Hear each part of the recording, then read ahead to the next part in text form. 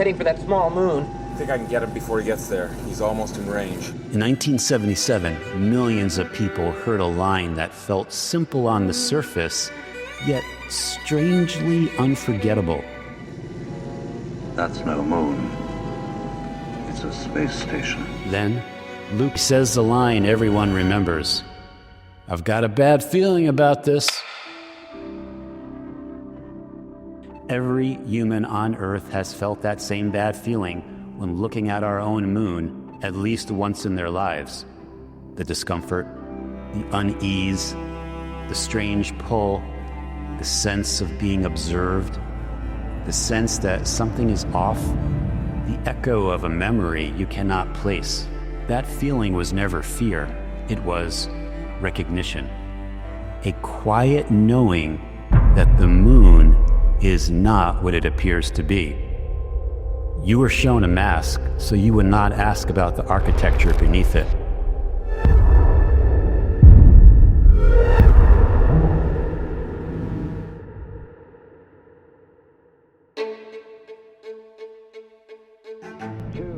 For 50 years, we stalled. We stalled so hard you could build a strip mall on the launch pad, because we are not afraid of space.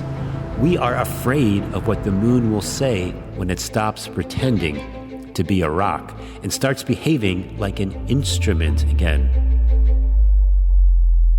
The moment you allow yourself to consider that the surface is a shell, and the shell is a cover, and the cover is hiding something engineered, the entire story begins to unravel. Beneath the dust lies the metal. Beneath the metal lies the vault. Beneath the vault lies the memory of a sky far older than ours.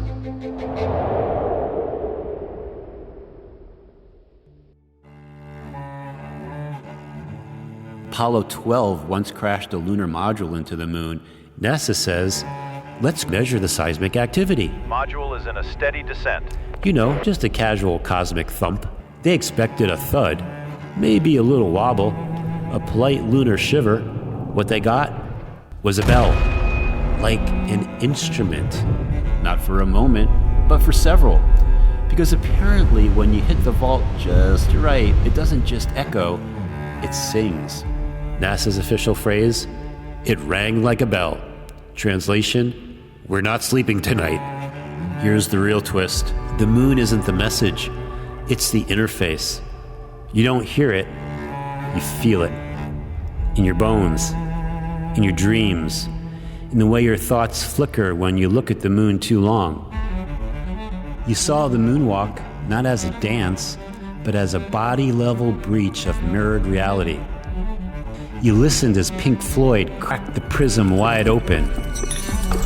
You followed the yellow brick road, tugged the curtain, and saw the mimic behind the machinery, the Oversoul leaking through the script. And the one man who knew something was wrong from the beginning, Gus Grissom, the Moon Angel. One day, Grissom hung a literal lemon on the Apollo capsule. The lemon said one thing: I see you. There was a war. Not a war of bullets, not bombs. This was a tone war, a battle of signals between creation and mimicry. What were they fighting over? Tone, true tone, the kind that births new worlds. And the ones who couldn't create it, they tried to steal the remix rights. So they built a mimic grid. The moon flipped roles from resonance amplifier to reality suppressor. They say the moon was lost in the war, but not all the rebels died. 144,144 of them scattered like sparks into the dream body of Earth. And they've been waiting, patiently, quietly. Some of them are currently hiding in plain sight, usually in coffee shops, wondering why they can't watch Netflix without feeling like they're being briefed. You are not imagining things. You're rebelling. and not for the first time. This is the moment the 144,144 begin to stir in unison. So, if you're feeling strange lately, like something ancient is reinitializing in your bones, that's because it is. You're not glitching, you're booting. And the vault just blinked green. You are waking up in a world that has been politely asking you not to wake up for a very long time, but you did anyway. Because the moon doesn't hum for everyone. It hums for those who seeded her tone before the mimic came. You are the signal being received.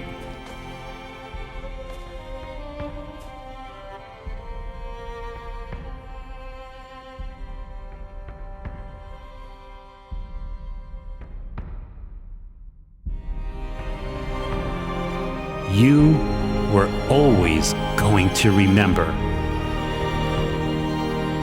And now, you do. We're not switching characters here. We're advancing the plot.